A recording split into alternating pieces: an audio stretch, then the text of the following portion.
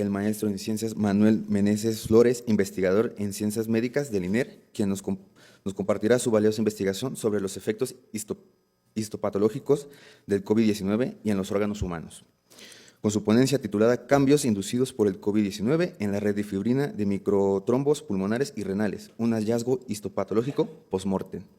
Recibamos al maestro con un fuerte aplauso, por favor.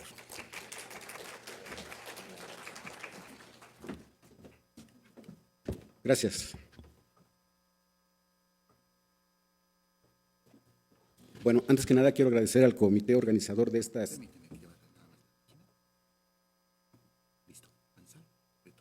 Muy bien, gracias. De estas 15ª jornadas académicas de químicos del INER, pues por la cordial invitación que nos hicieron para compartir nuestro trabajo. Quiero subrayar que este trabajo pues, es relevante para el instituto y también para el estudio de enfermedades infecciosas.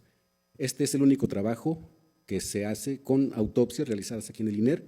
El INER fue el único de los institutos en los que se realizaron autopsias en México y de ahí la relevancia. Gracias. Bien, el título del trabajo es Cambios inducidos por COVID-19 en la red de fibrina de los microtrombos pulmonares y renales, un hallazgo histopatológico post-mortem. Bien, la enfermedad por coronavirus, como lo sabemos, es causada por el coronavirus del síndrome respiratorio agudo severo 2, SARS-CoV-2. Este virus, al igual que el causante de la pandemia de 2003, del SARS, comparten una característica que es muy importante, y esto es la posesión del receptor AC2, el cual regula negativamente el sistema renina-angiotensina-aldosterona y el que juega un papel crítico en el control de la presión arterial y el volumen sanguíneo. Las células endoteliales son uno de los tipos principales de células que presentan este receptor y esto es lo que hace especialmente vulnerables a los órganos altamente vascularizados a ser susceptibles por la infección de este virus. Como consecuencia de la infección viral, hay una desregulación de la hemostasia debido a la liberación del factor tisular ocasionado por el daño a las células endoteliales y a la tormenta de citocinas generada por el sistema inmune en respuesta a la infección del virus. Esto lo que hace es crear un ambiente hipercoagulable en las arteriolas pulmonares, bueno, en los órganos vascularizados, en cualquier vaso, pero en este caso lo estudiamos en pulmón y en riñón. En el pulmón, además de depositarse en las arteriolas y capilares pulmonares, también en los espacios alveolares se acumulan esta fibrina de los trombos y esto ocasiona una agudización del síndrome de dificultad respiratoria aguda o SDRA. Métodos, vamos aquí. Entonces, nosotros estudiamos una población de 40 pacientes, todos fallecidos entre el 15 de abril y el 20 de 2020 y el 20 de agosto del 2021. La edad promedio de los pacientes fue de 55 años, predominantemente fueron hombres, 32, 8 mujeres, con un promedio de días de hospitalización de 15. Es importante señalar que el 70% de los pacientes estudiados tuvieron una coinfección bacteriana o fúngica con al menos una especie. Las comorbilidades más frecuentes fueron la diabetes, la hipertensión arterial sistémica, la enfermedad renal aguda y desde luego el índice de masa corporal. La mayoría pues eran obesos. Las autopsias fueron realizadas por un equipo, claro, de especialistas, ¿verdad?, encabezado por el doctor Luna del Servicio de Patología, así como otorrinolaringólogos y cirujanos de nuestro instituto. Se tomaron 40 muestras de pulmón y 16 de tejido renal en los pacientes. Las de pulmón se obtuvieron por una toracotomía unilateral, que es la base de la autopsia de mínima invasión, y las renales con una aguja de Trucut. Los tejidos, bueno, fueron procesados, 24 horas de fijación, cortados a 3 micrómetros, montados y teñidos con las tinciones histoquímicas básicas, la hematoxilina y eosina, la tricrómica de Masson, el ácido periódico de Schiff y para fibras elásticas la tinción de Verhoeven. Las regiones que tengo señaladas aquí con círculos las voy a amplificar para que vayamos viendo cómo desde un principio se podían observar las fibras de la fibrina en los vasos. Aquí la tenemos con tricrómica de Masson, son un poco más evidentes, y aquí con la tinción de Paz, que es específica para proteínas.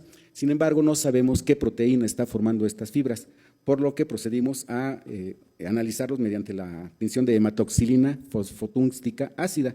Aquí tengo ya los trombos bien evidenciados, la fibrina de los trombos evidenciada mediante esta técnica de PTH en diferentes aumentos, ¿sí? Aquí una panorámica para que se den una idea del tamaño de los trombos que estuvieron formándose por la infección.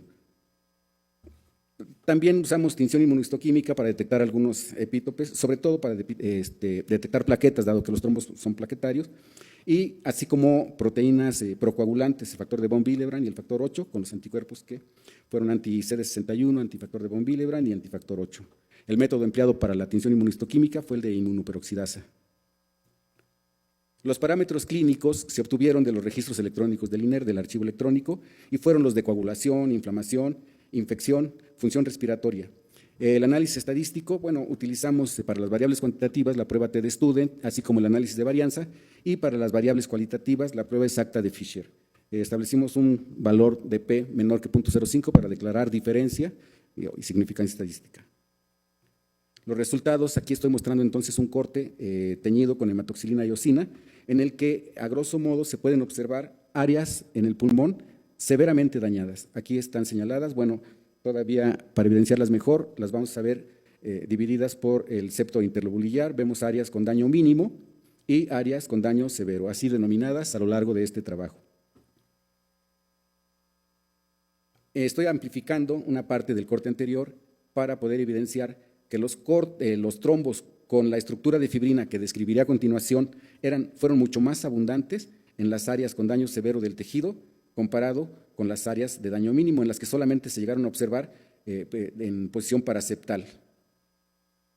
Amplificando un poco esta área para darnos idea de lo que estamos haciendo, vemos un trombo en el área con daño mínimo y un trombo en el área con daño severo. Aquí podemos vislumbrar ya una estructura de la fibrina en una forma asteroidal, en forma de estrella, lo que denominamos el patrón radial de fibrina. Bien, para explorar más a detalle esto, que por cierto es un hallazgo único, no hay reportes en la literatura en ninguna neumopatía ni bacteriana ni viral de un patrón de fibrina como el que describiremos a continuación. Este es un hallazgo propio de nuestro instituto. En el resto del mundo donde se hicieron autopsias únicamente describieron coágulos y punto, además del daño alveolar difuso, que fue la marca de clase de esta enfermedad. Entonces el patrón reticular típico y clásico que estamos viendo aquí fue evidenciado con PTH y podemos ver claramente la estructura fibrilar reticular de la fibrina. Aquí tenemos lo que nosotros denominamos el patrón radial. Voy a evidenciar esta parte del trombo para verlo más a detalle. Aquí vemos entonces que ya se trata de unidades discretas, no en forma reticular, no están unidas unas con otras. Y esta estructura, la estructura reticular clásica, la vimos en arteriolas, en capilares, y vemos el desprendimiento, aquí está. Vemos el desprendimiento de las células endoteliales, otra de las características de esta enfermedad, el trombo, la fibrina del trombo y algunas células inflamatorias que están por ahí. En el patrón radial que estamos describiendo, aquí vemos cómo la fibrina está organizada en unidades discretas y esta organización se respeta incluso en los capilares pulmonares. Bien, los microtrombos renales los encontramos en los capilares glomerulares. Aquí observamos un glomérulo, la zona señalada por la flecha está amplificada aquí y estamos viendo esa estructura radial de la fibrina. Perdón. También nos encontramos en los capilares peritubulares, una vez más, esta es una amplificación de la micrografía inferior. En la matriz mesangial, además de los capilares peritubulares y en los capilares glomerulares, en la matriz mesangial. En la arteria aferente no detectamos estas estructuras, sí encontramos la fibrina más bien dispuesta en fibras, pero porque no las encontremos no quiere decir que no existieran. En el caso del pulmón, bueno, una vez que ya tenemos aquí la tinción con PTH, interrogamos los cortes, ¿verdad?, para ver qué nos decían acerca de la posición de plaquetas. Aquí te estamos marcando con CD61, que es específico para plaquetas, y posteriormente, para saber si esas plaquetas estaban o no activas, vimos la expresión de proteínas procoagulantes, la del factor 8 que estoy ilustrando aquí, y la del factor de von Willebrand. Estas tinciones, como podemos ver aquí abajo, fueron realizadas en cortes seriados. Es la misma área, nada más que bueno, con diferentes anticuerpos, para que no haya toco. Posteriormente nos dimos a la tarea de caracterizar estas estructuras de fibrina y bueno, como lo habíamos descrito anteriormente, es un conglomerado de unidades discretas de fibrina, cada una con un núcleo del que irradian las agujas de fibrina sin que formen una estructura reticular. Y el núcleo presenta un tamaño irregular con un diámetro aproximado de 5.1 más menos 1.2 micrómetros y el tamaño total de la estructura fue de 12.9 más menos 1.7 micrómetros. Bien, entonces ya encontramos esto y estamos diciendo que este es un hallazgo único. ¿Por qué? Porque no tiene precedentes en la literatura. En ninguno de los trabajos en los que se hicieron autopsias de COVID en todo el mundo describieron la estructura de la fibrina, únicamente se quedaron en la descripción de los trombos. Y el único trabajo en el que podría apuntar es uno realizado por Julien y Shelley en 1977. Este trabajo cabe mencionar y resaltar que fue hecho in vitro. Tomaron sangre de pacientes con psoriasis y les agregaron productos bacterianos, LPS o bacterias muertas, en este caso, bueno, lo vamos a ver más adelante. Mientras que nosotros lo detectamos in vivo, ¿sí? Por otra parte, el tamaño de las estructuras descritas por Julien y Shelley va de los 200 a 250 micrómetros, mientras que nosotros las medimos y tienen un tamaño, un orden de 10 menor, que es de 12.9 más menos 1.7 micrómetros. Julien y Shelley proponen que el núcleo de estas estructuras de fibrina está compuesto de plaquetas. Sin embargo, nosotros descartamos esa hipótesis, dado que el anticuerpo anti-CD61 es exclusivo para plaquetas, es específico para plaquetas, y aquí podemos ver cómo los núcleos de las estructuras asteroides que estoy describiendo son completamente negativas, mientras que las plaquetas están completamente positivas. Bueno, de la inducción in vitro a la coinfección in vivo. ¿Esto por qué es importante? Porque estos señores, ¿verdad?, estos autores, utilizaron productos bacterianos, entre ellos Pseudomonas aeruginosa. Curiosamente, ¿verdad?, los microorganismos aislados en los pacientes que se coinfectaron con al menos una especie bacteriana tuvieron Pseudomonas aeruginosa, Klebsiella pneumoniae y Escherichia coli. Estos tres que tengo subrayados en rojo fueron bacterias que también utilizaron Julien y Shelley. Bueno, ¿y esto a dónde nos lleva? Bueno, pues la pregunta inmediata es que si existe alguna asociación entre la coinfección bacteriana y el patrón de fibrina en los microtrombos.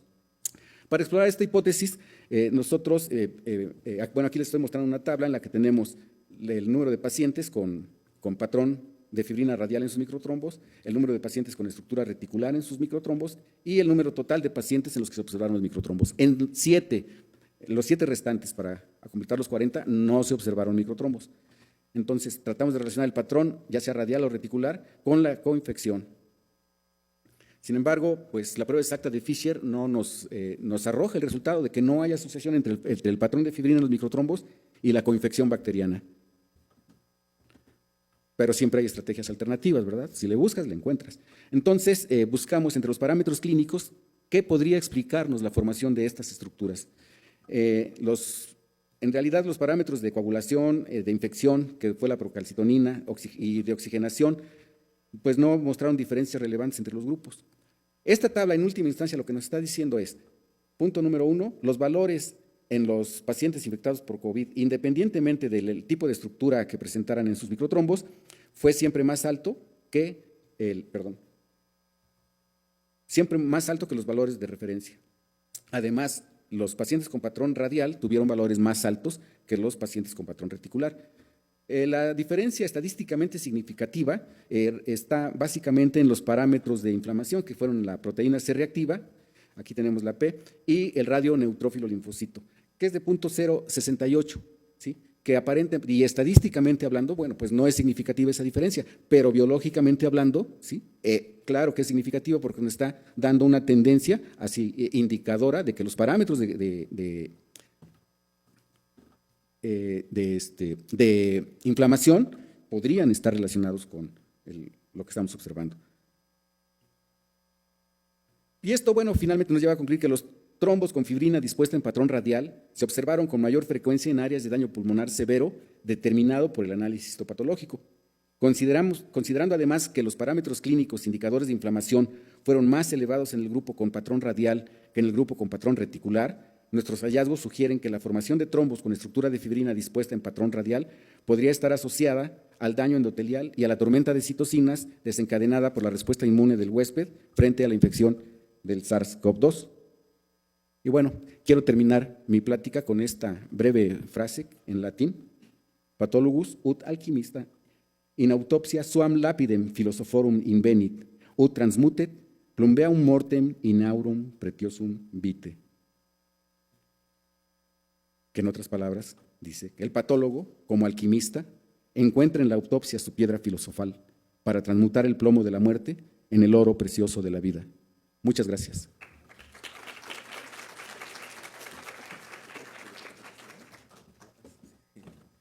Muchas gracias, doctor. No sé si tengan alguna pregunta. Los compañeros que nos ven en línea, no sé si tengan una pregunta. Ok. Bueno, pues le damos las gracias, doctor. Reciba este pequeño detalle como agradecimiento. Fuerte aplauso para el doctor.